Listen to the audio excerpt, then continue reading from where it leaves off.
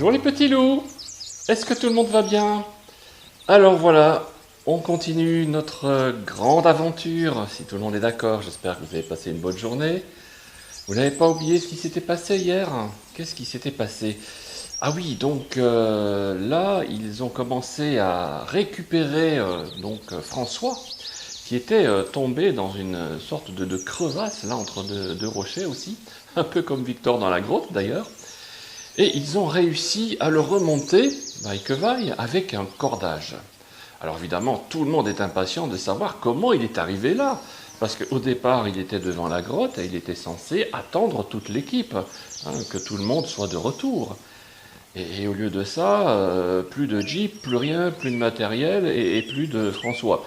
Donc, alors, dit le papa de Sébastien, est-ce que tu peux nous expliquer comment tu es arrivé là? Et là, tu nous dois quelques explications, vraiment. Ah oui, là vraiment, dit François, ce qui m'est arrivé, c'est quand même incroyable. Figurez-vous que au moment où vous alliez remonter, j'ai vu arriver deux types avec une cagoule. Je ne pouvais même pas voir leur visage. Ils sont arrivés armés. Ils avaient des pistolets. Et ils ont commencé à les braquer vers moi en me disant « File-nous les clés de la voiture ». Je dis « Mais pourquoi? Qu'est-ce que vous voulez faire avec la voiture ?»« Ne discute pas. Tu nous files les clés de la voiture. » Et j'ai été obligé de leur donner les clés de la voiture. Ils sont partis à fond avec la Jeep et une bonne partie du matériel. Heureusement, j'avais quand même mis de côté quelques cordages et quelques baudriers.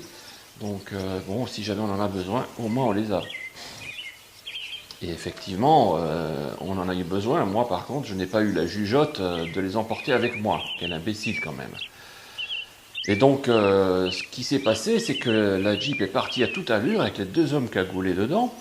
Et moi, je me suis dit, mais attends, cette route-là, quand même, elle fait des zigzags, parce que c'est vrai que c'est très, très pentu.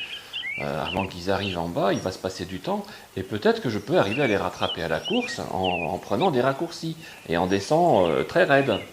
Et du coup, moi, je suis parti à fond la caisse pour essayer de rattraper ces deux voyous. Et alors, j'ai couru comme un imbécile, je ne regardais pas où je mettais les pieds.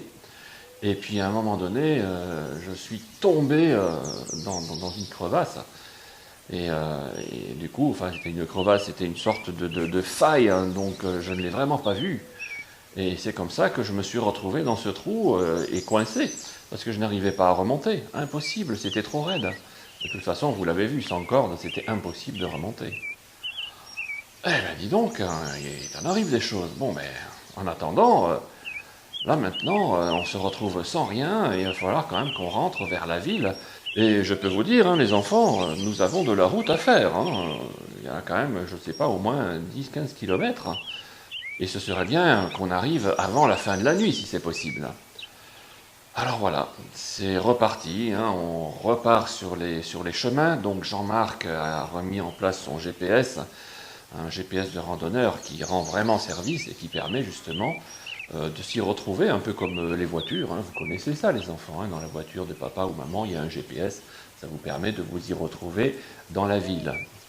Eh bien, il y a également des GPS pour les randonneurs et qui permettent de visualiser tous les petits chemins, des tout petits sentiers même. Et donc ça leur permet de pouvoir rentrer sans se perdre, parce que quand même, c'est un endroit qu'ils ne connaissent pas. Ils n'étaient pas venus pour faire de la randonnée. Et puis là, ils sont bien contraints de faire une belle randonnée. Et puis, ils commencent à marcher, et puis tout au bout d'un sentier, ils aperçoivent une petite route, début de petite route goudronnée. Ah, se dit Sébastien, ça y est, c'est le retour à la civilisation. On va enfin sortir de la forêt. Peut-être qu'on pourra faire du stop si on croise une voiture. Et alors petit à petit, le petit groupe s'approche de cette route.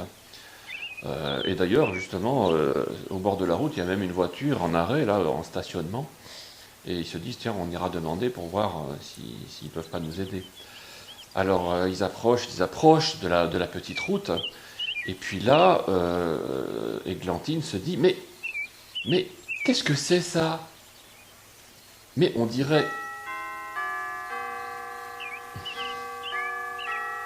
on verra demain.